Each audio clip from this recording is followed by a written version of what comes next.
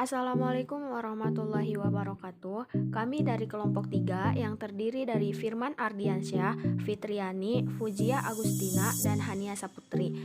Kami akan menjelaskan tentang kecekungan kurva fungsi trigonometri dan juga akan memberikan 3 contoh. Assalamualaikum warahmatullahi wabarakatuh. Perkenalkan, nama saya Hania Saputri. Saya akan menjelaskan definisi kecekungan.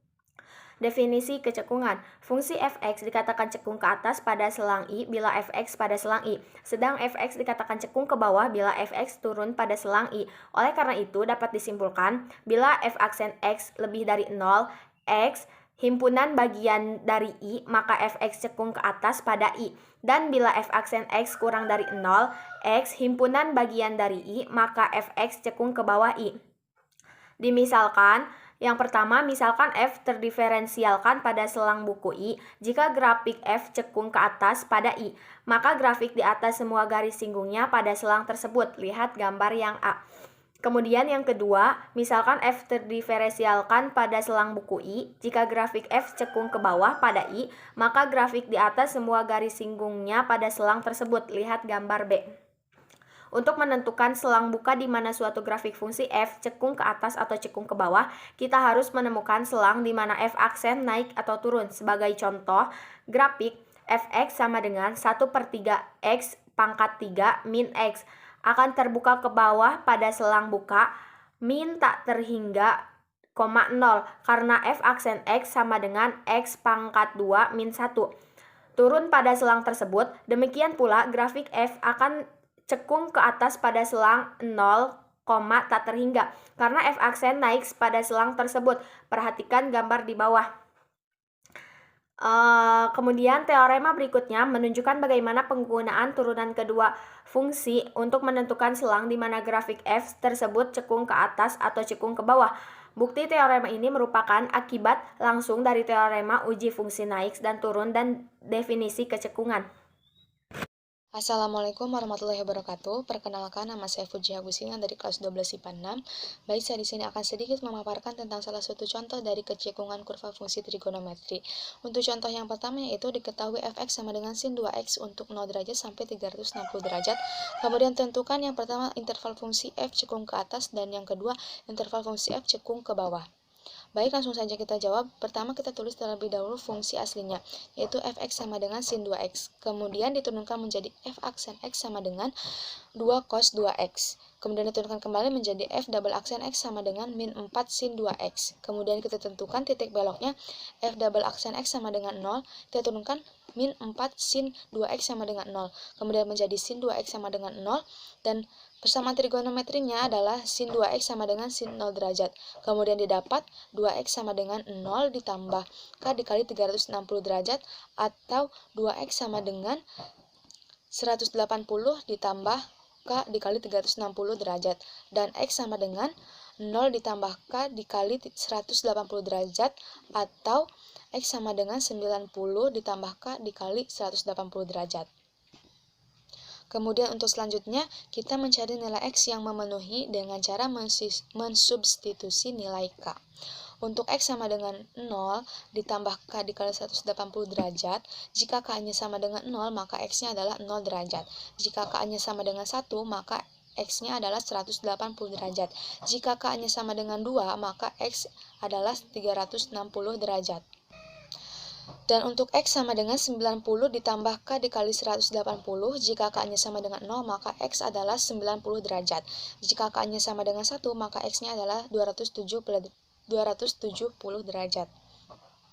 Setelah itu kita buat selang intervalnya dan kita dapat 0 derajat, 90 derajat, 180 derajat, 270 derajat, dan 360 derajat.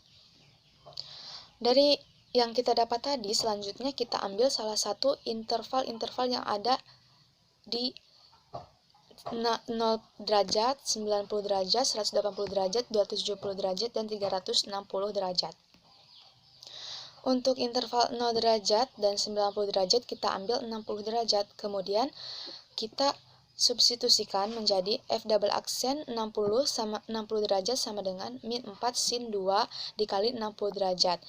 hasilnya min 4 sin dikali 120 derajat, kemudian min 4 dikali 1/2 akar 3, dan hasilnya adalah min 2 akar 3. Untuk interval 90 dan 180 derajat, kita ambil 150 derajat. Caranya sama seperti yang pertama, dan hasil dari interval 90 dan 180 derajat adalah 2 akar 3. Kemudian untuk interval 180 dan 270 derajat, kita ambil 210 derajat.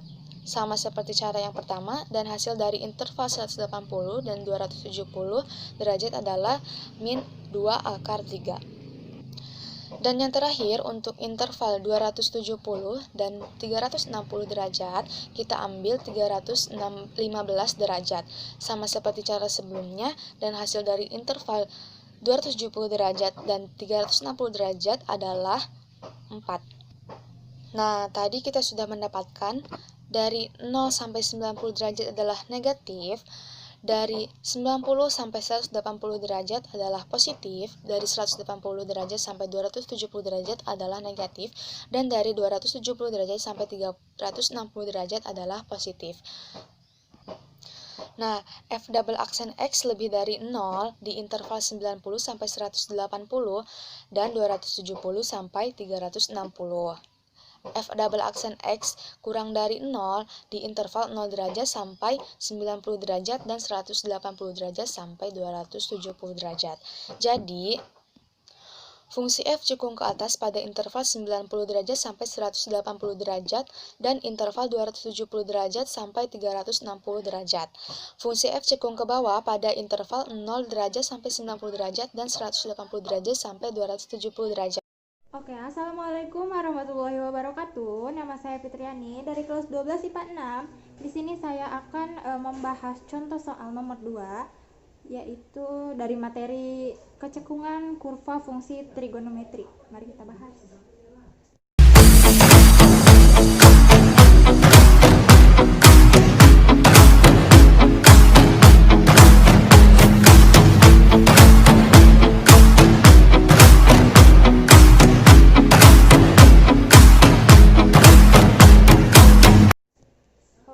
Contohnya ada, diketahui fungsi fx sama dengan 1/2 sin x pada interval min x lebih besar dari min v, x lebih kecil dari 2v. Tentukan di mana fungsi tersebut cekung ke atas dan cekung ke bawah. Jawab, fx sama dengan 1/2 sin x. Nah, 1/2 sin x. Turunan pertamanya adalah f aksen X sama dengan 1/2 cos X, karena turunan dari sin adalah cos. Turunan keduanya adalah F double aksen X sama dengan 1/2 min sin X, karena turunan dari cos X adalah min sin X. Sama dengan, jadi 1/2 sin X, jadi ini pindah ke sini jadi min 1/2 sin X. F double aksen X sama dengan 0. F double aksen X sama dengan 0, maka min 1/2 sin X sama dengan 0, sin X sama dengan 0, sin X sama dengan sin 0. Oke, sehingga X sama dengan 0 plus K dikali 2V, atau X sama dengan V ditambah K dikali 2V. Maka memenuhi X sama dengan min V 0 V 2V. Oke, ini garis intervalnya. Di sini ada, yang pertama ada min V, ada 0, yang ketiga ada V, yang keempat ada 2V. Nah, di antara min V sama 0 itu ada min 1/2V. Nah, 0 sama V itu 1/2V. Di antara V sama 2V itu ada 3/2V. Oke, kita tinggal substitusikan ke yang ini. Nah, jadi F double aksen min 1/2V sama dengan 1/2 min 1/2 sin min 1/2V. sama dengan 1/2 sin dikali 1/2 V sama dengan 1/2 dikali 1 sama dengan 1/2 lebih besar daripada 0. Karena hasilnya positif, jadi cekungnya itu ke atas. Oke, kita substitusikan interval yang selanjutnya, yang berikutnya yang ini. Aduh, kehapus ya. Yang ini. F double aksen 1/2 V sama dengan min 1/2 sin 1/2 V sama dengan min 1/2 dikali 1 sama dengan min 1/2 lebih kecil daripada 0. Sehingga karena ininya min, karena lebih kecil, sehingga jadinya cekung ke bawah. Oke, kita substitusikan yang selanjutnya, yang ini. F double aksen 3/2 V sama dengan min 1/2 sin 3/2 V sama dengan min 1/2 dikali min 1, sehingga 1/2 lebih besar daripada 0, sehingga karena ininya positif jadinya cekung ke atas.